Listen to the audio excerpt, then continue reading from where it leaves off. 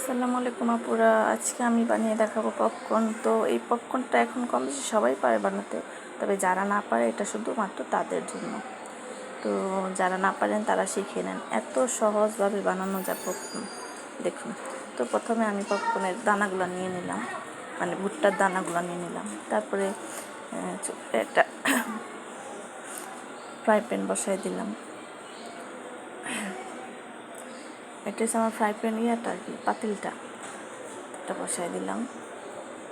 তারপর আর কথা বলতে গেলে এই সময় তো আমার একটু ভুল ত্রুটি হয়ে যায়, কেউ খারাপভাবে নেবেন না, ভালোভাবে নেবেন। কারণ নতুন নতুন অ্যাকাউন্ট করছি ইউটিউবে, নতুন নতুন ভিডিও করছি, তো ভুল ত্রুটি হয়ে যায়, কেউ খারাপভাবে নেবেন না। তো প্রথমে তেল দিয়ে দিলাম, দেখলেন তেলটা গরম হয়েছিল, সেখানে আমি গরম হওয়ার পরই পপকর্নটাকে ঢেলে দিচ্ছি। তো এখন কিছু লবণ দিয়ে দিব, এখন একটু নেড়ে চেড়ে এবার ঢেকে দিব। দেখুন ফোটা শুরু হয়ে গেছে, গরমের তাপ পাওয়া মাত্রই ফোটা শুরু হয়ে গেছে। তো এখন ঢাকনা দিয়ে ঢেকে দিব। দেখুন কেমন করে ফুটে, বাহির থেকেই দেখা যাবে ঠুসঠাস খইয়ের মতো ফোটা শুরু।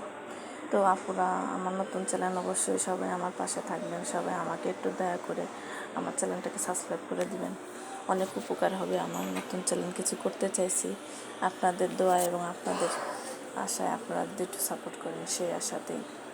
তো অবশ্যই আমার চ্যানেলটাকে সাবস্ক্রাইব করে দেবেন, ভিডিও ভালো লাগলে লাইক করে দিবেন।